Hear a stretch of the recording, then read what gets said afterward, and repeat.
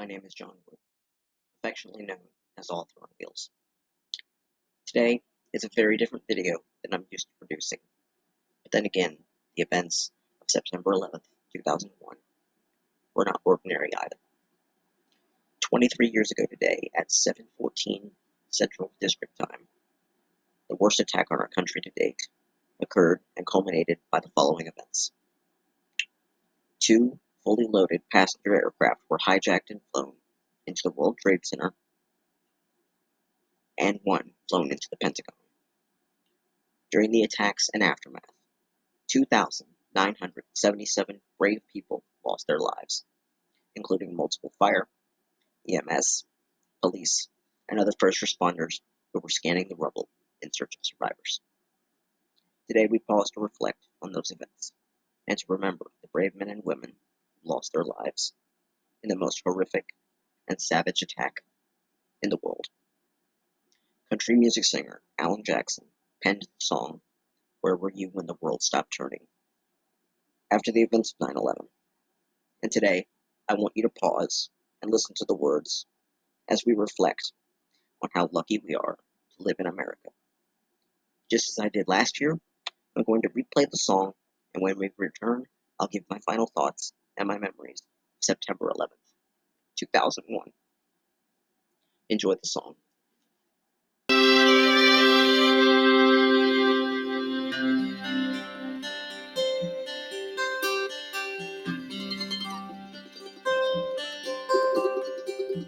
Where were you when the world stopped turning that September day? Out in the yard, your wife and children working on some stage in L.A. Did you stand there in shock at the sight of that black smoke rising against that blue sky? Did you shout out in anger and fear for your neighbor, or did you just sit down and cry? Did you weep for the children who lost their dear loved ones? Pray for the ones who don't know? Did you rejoice for the people who walked from the rubble and sob for the ones left below? Did you burst out in pride for the red, white, and blue, the heroes who died just doing what they do? Did you look up to heaven for some kind of answer and look at yourself and what really matters?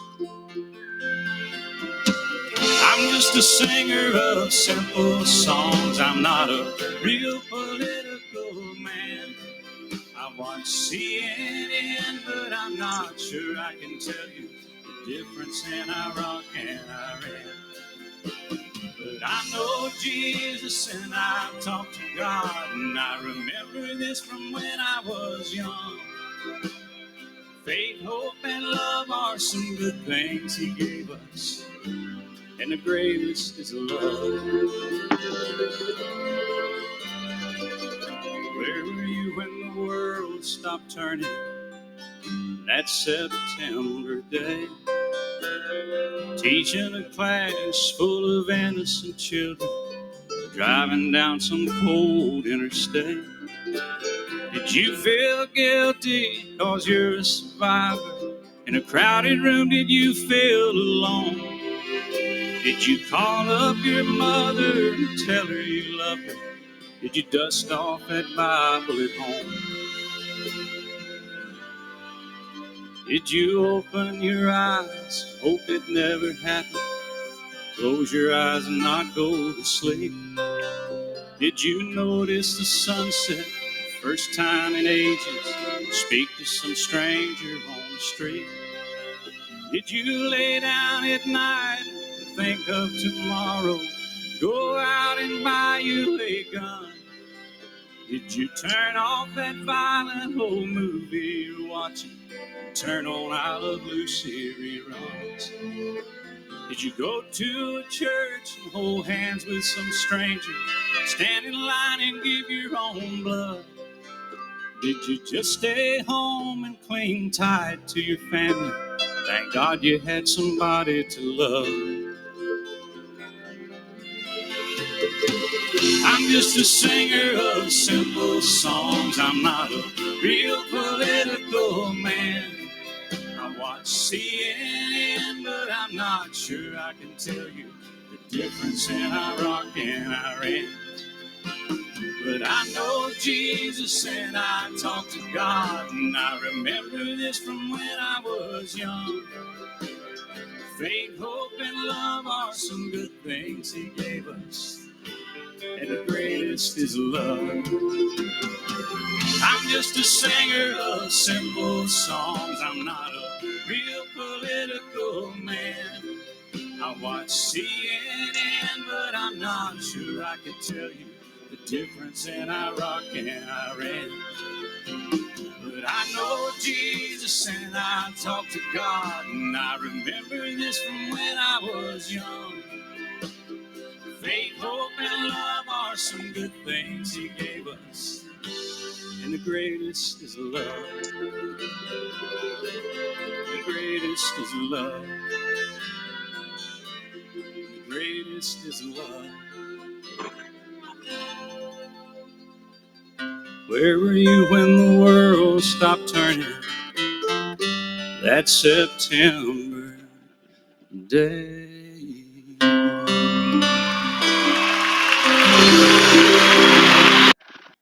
Still gets to me every time. On September 11th, 2001, I was 7 years old. I was just like any other 7-year-old. I went to school, and I remember we were called to an assembly outside in the parking lot of our school, where we later found out that the events of 9/11 had unfolded as we were learning. And as we looked back on the TV at the events that had been unfolding at all before our very eyes, I can honestly remember wondering if my family was safe, even though we were not in New York or anywhere near the events at that time. I remember my dad being on the open road, returning from Tennessee as he listened to the events unfolding on the radio in his car. And as I look back 23 years later, although I may not have known much than what I do now, but what I do know now is that you never know who your friends are until they are rallying around you in the midst of your mess, which I know a lot of fellow Americans have done since those events happened so many years ago. My advice: keep fighting for what you believe in, and when tragedy strikes near you, do your best to help. You might be the only friendly face that someone sees in the midst of their tragedy. And with that being said, that's it for this short video. I'm sorry the topic has to be so sad. I invite you to like this video in memory of the brave Americans that lost their lives that day. Let's reach 2,977 likes for each individual that lost their lives that day. I encourage you to watch any other video on my channel, and if you like the content that you see, I encourage you to subscribe to the channel. And also, if you feel led to donate to the channel by donation via PayPal, every donation goes to continuing the work of Author on Wheels. I also encourage you to purchase a copy of either one of my books, A Fight to Survive or My Fight Continues, which is available where books are sold. There will be subsidiary links for everything in the description of this video. Again, before I go, let me ask you a question. I tell my story on wheels. What about you?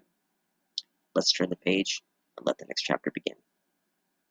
See you soon, and God bless.